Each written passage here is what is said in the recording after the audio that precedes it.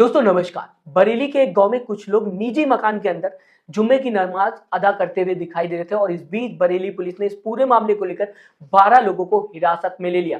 Bareilly police का कहना है कि ये लोग शांति भंग कर रहे थे। अब वीडियो में आप देखिए और मुझे बताइए कि कहां पर शांति लोग भंग कर रहे हैं या फिर ये कहा जाए शांतिपूर्ण तरीके से नमाज अदा करते हुए लोग दिखाई दे रहे हैं निजी मकान के अंदर। और आपको दोस्तों इस बीच ये भी बताना चाहूंगा कि देश के संविधान की अगर बात की जाए तो वो हर किसी को ये अधिकार देता है अपने धर्म का इंसान पालन कर सके और साथ ही साथ अगर इंसान दूसरे को हार्म नहीं कर रहा है तो वो अपने धर्म का प्रमोशन भी कर सकता है। लेकिन दूसरी तरफ बरेली पुलिस बताने की कोशिश कर रही है कि ये लोग जो कर रहे थे उसकी अनुमति नहीं ली गई थी पुलिस प्रशासन से।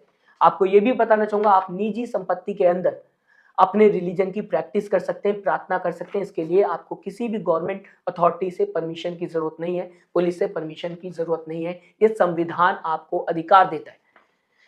इस पूरे मामले पर बरेली पुलिस पहले तो ट्वीट करती है अपने ऑफिशियल पेज से, अपने ऑफिशियल अकाउंट से, और उसके कुछ ही देर बाद जब लगातार लोग सवाल उठाते हुए दिखाई देते हैं तो ये ट्वीट डिलीट कर दिया जाता है। लोग सवाल उठाते हुए दिखाई दिए कि क्या बरेली पुलिस कॉन्स्टिट्यूशन के खिलाफ काम कर रही है। एक तरफ कॉन्स्टिट्यूशन है और दूसरी तरफ बरेली पुलिस काम करते हुए दिखाई दे रही है, क्योंकि कॉन्स्टिट्यूशन में तो राइट मिला हुआ है धर्म का पालन करने का। आपके सामने दोस्तों क्या कुछ खबर सामने आते हुए दिखाई दी, पढ़ के बताना चाहूंगा। और इसी के साथ ये भी आपको बताऊंगा कि पास्ट में जब इस तरीके के मुद्दे हाईकोर्ट पहुंचते हुए दिखाई दे तो हाईकोर्ट ने क्या कहा, ये भी मैं आपके सामने रखूंगा। कॉन्स्टिट्यूशन का आर्टिकल 25(1) भी मैं आपको बताऊंगा कि क्या कहता है, क्योंकि इसी मामले से जुड़ा हुआ कॉन्स्टिट्यूशन का आर्टिकल 25(1) है।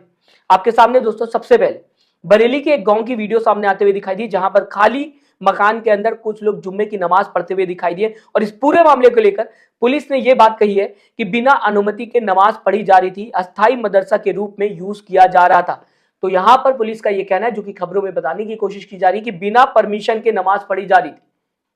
परमिशन की कभी भी जरूरत नहीं होती है अगर आप अपने निजी मकान के अंदर प्रार्थना कर रहे हो, किसी भी अथॉरिटी की जरूरत नहीं होती। ये संविधान अधिकार देता है।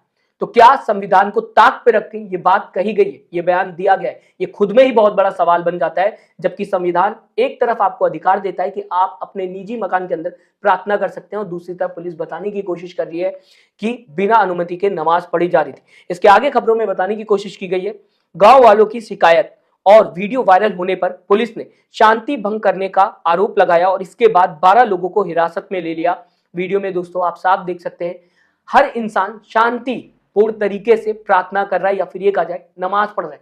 तो शांति भंग यहाँ पर कहां हो रही है, वीडियो में तो नहीं दिखाई दे रहा। आगे दोस्तों आपको बताना चाहूंगा, बाद में सीधा सीधा पुलिस ने जिन लोगों को हिरासत में लिया था उनको जमानत पर रिहा कर दिया गया। आपको आगे बताना चाहूंगा, इस पूरे मामले को लेकर मकान मालिक ये कहता हुए दिखाई दे रहे हैं कि उनके अनुमति से, यानी कि उनकी परमिशन से उनके मकान में नमाज पढ़ी जा रही थी। मकान मालिक को इससे कोई दिक्कत नहीं थी, उनकी परमिशन ली गई थी। जिसका मकान है उसे पता था, उसने परमिशन दी। निजी मकान के अंदर कुछ लोग मिलकर प्रार्थना कर रहे थे, जो कि संविधान इजाजत देता है। लेकिन इसके बाद 12 लोगों हिरासत में पुलिस लेते हुए दिखाई दी। इस पूरे मुद्दे को लेकर न्यूज कटिंग भी मैंने लगा दी। अब आपके सामने दोस्तों बताना चाहूंगा कॉन्स्टिट्यूशन क्या कहता है, यह भी समझ लीजिए।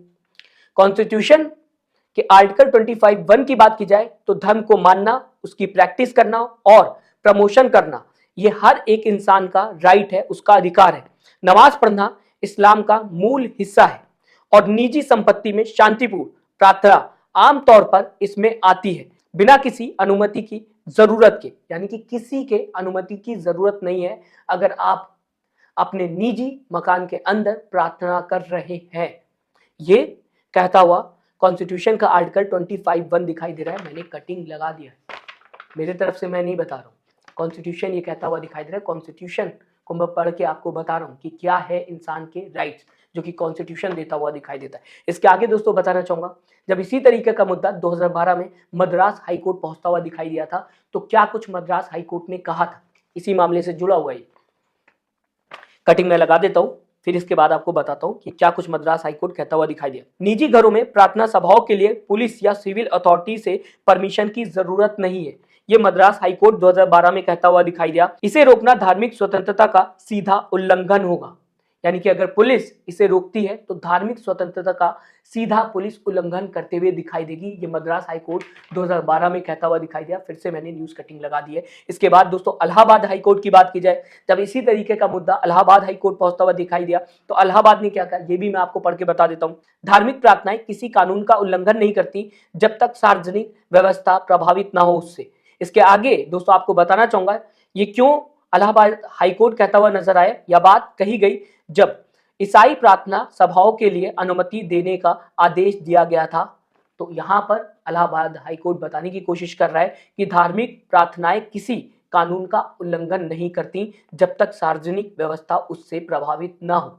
और यहां पर यही होता हुआ दिखाई दिया। मद्रास हाईकोर्ट ने भी कॉन्स्टिट्यूशन को लेकर बताने की कोशिश की कि अगर आप रिलीजियस प्रैक्टिस कर रहे हैं या कोई भी कर रहा है तो ये कहीं से भी कानून का उल्लंघन नहीं है। और अगर रोकने की कोशिश की जाती है किसी भी गवर्नमेंट अथॉरिटी की तरफ से या फिर पुलिस प्रशासन की तरफ से तो ये सीधा सीधा संविधान का उल्लंघन होगा। और यही बात इलाहाबाद हाईकोर्ट भी कहता हुआ नजर आ रहा है। अब आपको दोस्तों बताना चाहूंगा, अगर कॉन्स्टिट्यूशन के हिसाब से देखा जाए जो पुलिस करते हुए इस मामले पर दिखाई दी वो सही है या फिर गलत है, तो आपको बता दूं, अगर कोई भी इंसान रिलीजियस प्रैक्टिस करता है या फिर कुछ लोग रिलीजियस प्रैक्टिस करते हैं और शांति भंग नहीं करते, तो ऐसे में पुलिस अगर हिरासत में लेती है ऐसे लोगों को तो वो सीधा सीधा आर्टिकल 25(1), आर्टिकल 14 और आर्टिकल 15 का उल्लंघन कर रही है। या फिर ये कहा जाए इसे उल्लंघन माना जाएगा आर्टिकल 25(1), आर्टिकल 14 और आर्टिकल 15 का, ये बताने की कोशिश की जा रही। इसके बाद दोस्तों अगर बात की जाए, बरेली पुलिस ने इस पूरे मामले को लेकर अपने ऑफिशियल पेज से ट्वीट किया था, जिसके बाद लगातार लोगों ने सवाल करना शुरू कर दिया। आपके सामने कुछ स्क्रीनशॉट रखना चाहूंगा जहां पर लगातार सवाल किए जा रहे हैं। और कहा जा सकता है इसके कुछ ही देर बाद, जबकि ये ट्वीट वायरल होता हुआ दिखाई दिया, लगातार लोगों ने इसे शेयर कर दिया, बरेली पुलिस ने अपने ऑफिशियल पेज से इस ट्वीट को डिलीट कर दिया। इसके बाद फिर से ट्वीट करते हुए बरेली पुलिस नजर आई। जब दोबारा ट्वीट किया गया तो लोगों की नजर में ये इतना नहीं आया जितना कि पहला ट्वीट सामने आता हुआ दिखाई दे रहा था। फिलहाल इस पूरे मामले को लेकर आप क्या सोचते हैं? आपके हिसाब से दोस्तों जो बरेली पुलिस करते हुए इस पूरे मामले पर नजर आई वो सही है या फिर गलत है? अपनी राय जरूर दीजिएगा। बरेली पुलिस का ये कहना है कि शांति भंग करने की कोशिश की जा रही थी और इस वजह से बरेली पुलिस ने 12 लोगों को हिरासत में लिया और बाद में उन 12 लोगों को छोड़ भी दिया गया। अपनी राय कमेंट बॉक्स में जरूर लिखिएगा। साथ ही साथ दोस्तों चैनल को सब्सक्राइब, वीडियो को लाइक करना मत भूलिएगा। दोस्तों अपना ख्याल रखिए। नमस्कार।